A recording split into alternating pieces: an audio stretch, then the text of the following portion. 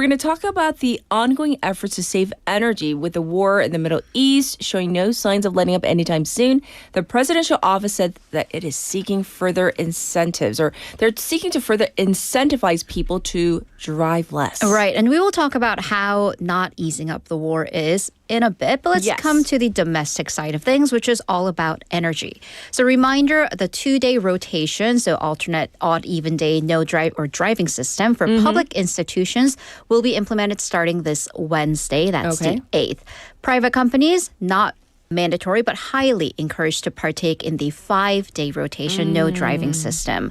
So to that end, 청와대 spokesperson 전은수 said that the number of people who have been taking public transportation has been spiking with the steep rise in fuel prices. And also the presidential senior secretary for economic affairs, Ha Jung-kyung, he convened an emergency meeting to work on measures to stagger demand for public transportation. Okay. Because if you've been on subways or buses, I've definitely noticed it is hard to get seats because I usually am able to, but it is crowded. Right. Basically, it's the same problem because people want to sit. People want to be in a subway that's not so crowded. Right. Measures to spread out the number of people who are taking buses and or subways so they're not all crammed right now during rush hour. That's right. So what would that take, though? Right. So Ton said that the public sector will implement staggered commuting hours, aka flexible working hours, meaning if you are able to, not all offices will start at 9 a.m. Okay. But 청와대 said it is not considering putting restrictions on seniors' free rides to ease crowdedness, which was kind of a controversial issue from a couple weeks back. That's right.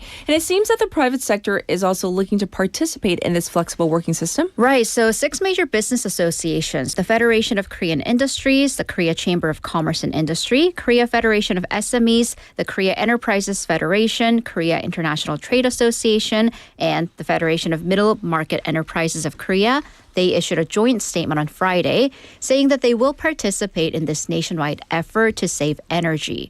So what does that include? For them, the groups will encourage their member corporations, ranging from large to small, mid-size, and businesses to utilize, again, this staggered commuting. So in Korean, that's 시차 출퇴근제, and other forms of flexible working hours, including hybrid work, to help ease crowdedness on public transportation and on the roads. Yes. Companies will also increase energy efficiency. So that'll include minimizing electricity usage, for manufacturing firms really streamlining their power usage, but also for offices to turn off their computers and lights during lunch hour or right after work. Yes, we can all do our part. So thanks for that. All right. For now, though, we're going to talk about something else entirely. The government is looking to vastly raise the status of national university hospitals. Right, to the level of so-called top 5 or big 5 hospitals.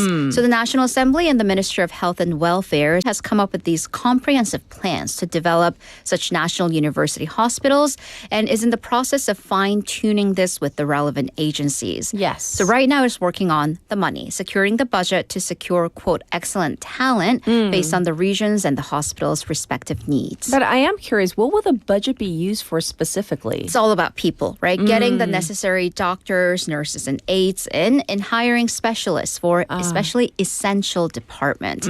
Also improving conditions for specialists who would be in charge of on-call duty, having professors who can go between these hospitals and overall educational environment, and paying trainee doctors.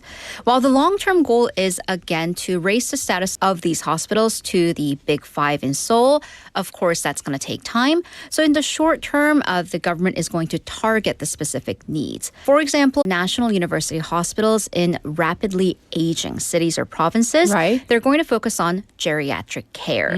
For areas that lack general medical resources and an exodus of patients with serious illnesses going to Seoul to seek care, cancer treatment. NASA's Artemis 2 mission, where humanity has gotten its first glimpse of the other side of the moon. Right, so it was a history-setting day for the crew on Artemis 2. First, they reached the farthest distance from Earth than any human has ever. So that would be 252,750 156 miles from Earth. The Integrity spaceship, the Orion capsule, also reached and passed now the far side of the moon. We colloquially call that the dark side, but it is more accurately the far side that's never before seen by humans. Sure. This also involved a communication blackout of about 40 minutes, which is, of course, always a tense moment, Sure. but they're back. The crew had more than about 6 hours to observe and document the lunar surface. And, of course, we've seen pictures, but this brings a very uniquely human aspect to the features of the moon that we've only seen through photos. Mission specialist Christina Koch described lunar crater as looking like a lampshade with tiny pinprick holes and the light shining through. So And we have a visual. Yeah, so that's the human touch.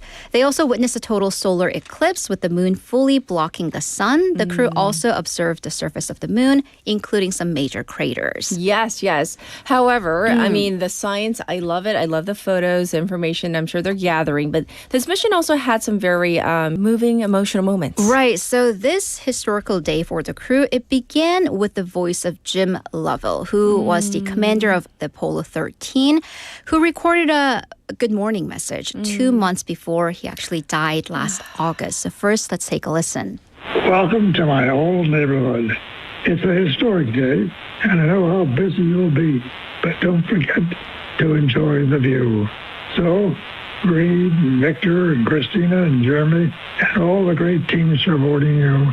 Good luck and Godspeed from all of us here on the good Earth. And speaking of craters, the astronauts, and we're going to hear a message that they sent to Mission Command, they proposed naming one of the previously observed craters, Carol. She was the wife of one of the other astronauts, Reed Wiseman, who's also on the mission, who died of cancer in 2020. So I want to play you a message about that. And so we lost a loved one. Her name was Carol, the spouse of Reed, the mother of Katie and Ellie, and it's a bright spot on the moon. And we would like to call it Carol, and you spell that Carroll. That's such a beautiful moment. Aww. And the thing is, that wasn't Wiseman. He was actually tearing up in front of him, but it is about the friendship, the community, the humanity that these incredible scientific missions bring as the Earth is what it is right now. And a cross-generational friendship. Right, so a 3-year-old and a grandpa. Ooh. Not his grandpa, but a random grandpa. This is a viral 9-second video on TikTok that's garnered over 1 million views. So this child was with his mom at a restaurant, saw this elderly gentleman eating alone and asked where are his kids. The mom said, probably all grown up. So this child promptly goes up to him, plops down, and they start chatting.